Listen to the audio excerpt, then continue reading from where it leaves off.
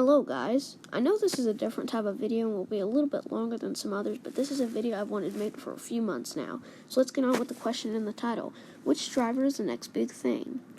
Chase Elliott is one of the most successful current drivers in their 20s, with 4 career wins, including a win at Talladega earlier this year. He is also driving for a team that is slowly working their way to the top after a slump, Hendrick Motorsports. Something that Chase is lacking that will hold him back, though, is winning races. Since his rookie year in 2016, he has only scored 4 victories. That is very low considering how many races some other notable drivers have won from 2016 to this point in 2019. Kyle Busch won 21 races in this period, which is the most of anybody. However, Chase Elliott is the most hyped-up youngster in NASCAR right now, and fans all around the nation want Chase to live up to the Elliott name. Alex Bowman is 9th in the point standings and has a race win in 2019, so he shows promise. Unlike some of the other youngsters, Bowman has experience. He raced full-time in 2014, part-time in 2015, and in 2016 he subbed for the concussed Dale Earnhardt Jr., where he won the pole and led nearly 200 of the 324 laps at Phoenix. Along with his victory, he has 3 second-place finishes and 6 top 10s in 2019. Next up is Ryan Blaney, who is the prime example of inconsistency. His career average finish in his full-time seasons is only 16th, but he is also very talented. Although he is the lowest Team Penske driver in the 2019 point standings, he has shown flashes of potential.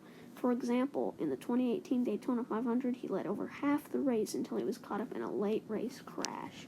And in 2017 at Pocono, he captured his first career win by beating Kyle Busch and Kevin Harvick, two of the best active drivers in NASCAR. William Byron is an interesting driver. He's won Rookie of the Year in just about everything he's raced in, but to put yourself on the radar as a good driver, you have to win. William Byron has never come close to winning a race, but he isn't very far from it either. His race team is Hendrick Motorsports, which was the most dominant team in NASCAR up until 2016, but they are slowly on the uprise, and Byron is making gains with them. And now for the curious case of Kyle Larson. Kyle Larson is considered the most underrated driver in the field, while also being considered the most overrated. He has shown flashes of brilliance, though, like in 2018 at Chicago, he was completely sideways coming to the checkered flag, but still managed to save his car and come home with a second-place finish. Or in 2017, where he captured 4 race wins and was a championship contender throughout the whole season. But if he's ever going to have a chance at a championship, he needs to start winning again. He hasn't been in victory lane since the September 2017, which is one of the longest active winless streaks. Daniel Suarez is next. He's the only international champion in any of the major 3 leagues of NASCAR with his 2016 Xfinity Series triumph, but he hasn't been very successful in the Cup Series. In 2017, he took Carl Edwards' place in the 19 car at Joe Gibbs Racing, but he didn't put in the results his teammates were putting in, and he was booted at the end of the 2018 season. He now races at Stewart-Haas Racing in the 41 car, where he is battling for a playoff spot. His career stats are as follows: 0 wins, 6 top 5s, and 2 poles. Considering the teams he has raced for, these are not good stats, and he needs to improve now if he wants his career to continue.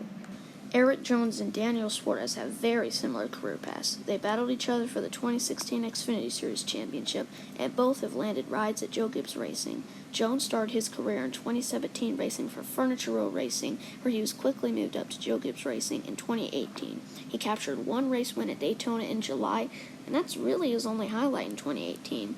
In 2019, he is just above the playoff cutoff line and 16th in points, so he has to step it up soon if he wants to keep his ride in Joe Gibbs Racing. There are many young drivers waiting for an open seat in Gibbs, like Christopher Bell, so the pressure is on for Jones. Daniel Hemrick is in his first season in the Cup Series after a very successful career in the Xfinity Series, and he currently races for Richard Childress Racing. He leads the Rookie of the Year standings and is 24th in the overall standings. He only has 1 top 10 finish this season, though, and that was at Talladega. Hemrick has been awfully quiet this season. He has kept his car in one piece, but at the same time, he hasn't been a top 10 competitor. It is his rookie season, however, and if you consider the fact that there is no pressure on getting booted, he has plenty of time to improve. Ryan Preece is in his first season in the Cup Series. He is 2nd in the Rookie of the Year standings and 26th in the overall standings. Ryan Preece, like Hemrick, has been quiet this season, with his best finish being 3rd at Talladega.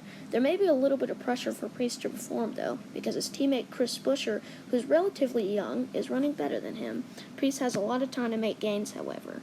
Last and probably least is Matt Tifft, who is last in the point standings of the full-time drivers. His best finish this season is a 9th place finish, but his best after that is 20th. He He performed decent in the Xfinity Series, but his first Cup season has not been good so far in Front Row Motorsports. In my opinion, and this will hype most of you up, Chase Elliott will end up being the most successful of these youngsters. But tell me what you think in the poll at the top right of your screen. Thanks for watching, and I'll see you guys next time. Goodbye.